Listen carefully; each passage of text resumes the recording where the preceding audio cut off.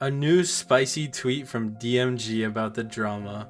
Exactly what I wanted to come back to my computer to see tonight.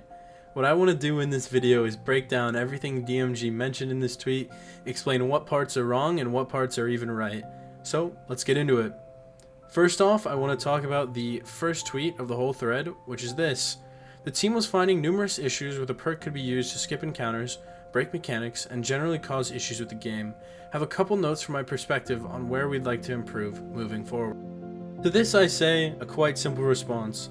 You just watched a 1.5-minute intro of game-breaking mechanics going on that had nothing, absolutely nothing to do with Eager Edged, especially not Enhanced Eager Edge. To this, Eager Edge is still in the game. It can still break everything that it used to be able to. It is still as powerful as it once was. Nothing has changed in that manner. You have simply removed the ability to double eager. There is one instance I can think of in which eagering and well lining actually breaks the game. This instance is duality skip. However, the thing with this is that it is not double eagering or enhanced eager that causes the issue, it's just the fact that well lining exists. This whole point that eager breaks the game and is bad for the ecosystem and allows players to do things that aren't intended is simply false the way they word it. Eager can absolutely help you progress through raids and activities much faster than intended. However, Eager is not alone in this. Any type of sword, from Guillotine to Lament, comboed with Warlock movement, will allow you to do game-breaking things and game-breaking oobs as you're seeing in the background footage right now.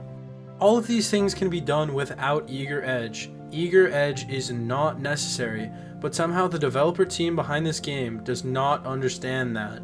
Most of the oobs that are done in the game do not require Eager Edge or even a sword to do. They can be done with anything from stasis crystals to sparrow breaches, etc. Bungie still refuses to acknowledge this, however, just like they refused to acknowledge this when they originally nerfed Eager Edge's lunge distance back with what I believe was the release of Witch Queen. This is a major problem that the devs are given reasoning for what they are changing, and it is simply incorrect. The next tweet in DMG's thread reads, "Comms side, we always seek call-out changes like this ahead of time, while also providing the dev commentary / insight to keep you in the loop. With hotfixes coming more quickly as of late, this slipped through. We're talking to the team on how we can better prep in the future." All I have to say to this is positive things. As long as the team actually follows through on this, as they seemingly have in TWABs of the past, this is nothing but good for the community. We would love to hear more from the dev team on why they are making certain changes and what changes will be happening in the future, so we're kept in the loop. I have pure praise for this message, and I appreciate that he is echoing it in his reply.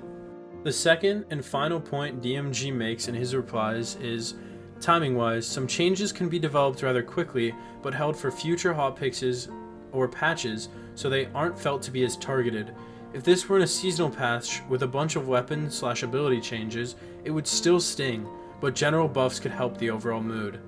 When it comes to this specific change, there wasn't a rush on the part of the dev side, it just happened to be assigned to this hotfix. Got the appropriate test pass and went out the door. We'll be talking to the team about timing for changes like this moving forward as well. To what DMG says here, I don't doubt he's lying about any of this.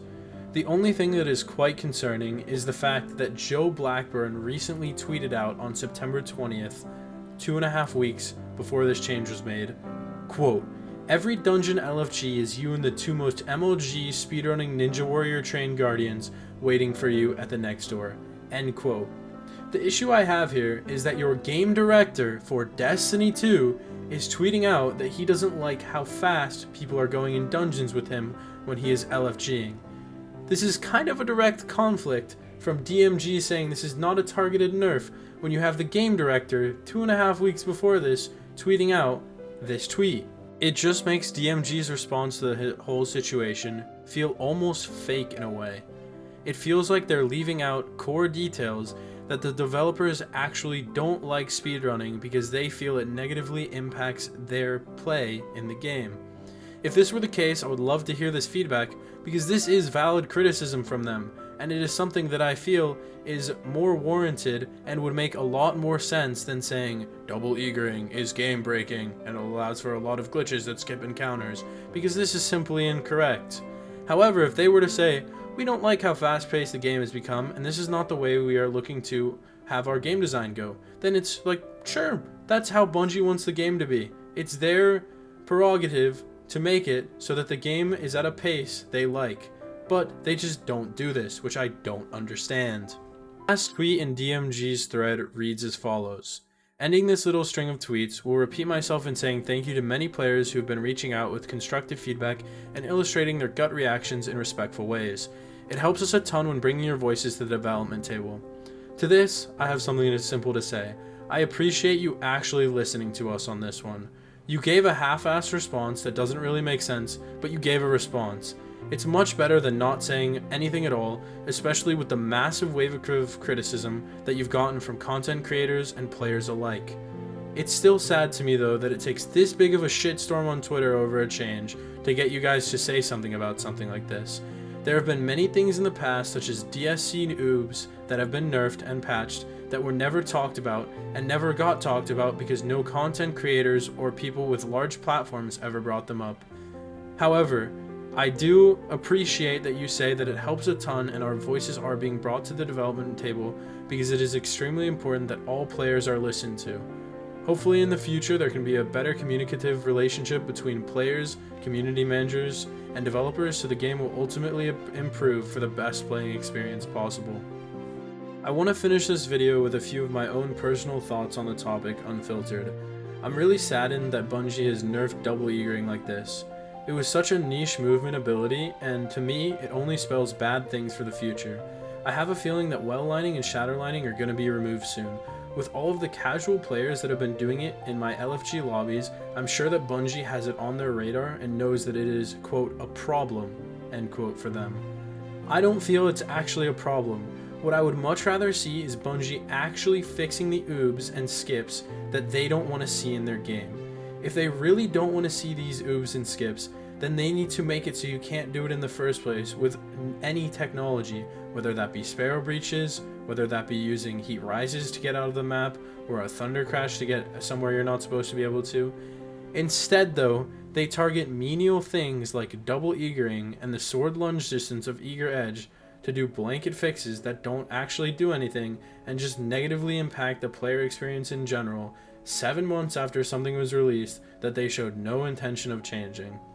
It's just quite depressing to me as someone who likes to speedrun this game to see small things change that actually matter a lot to us without any input that barely affect anything.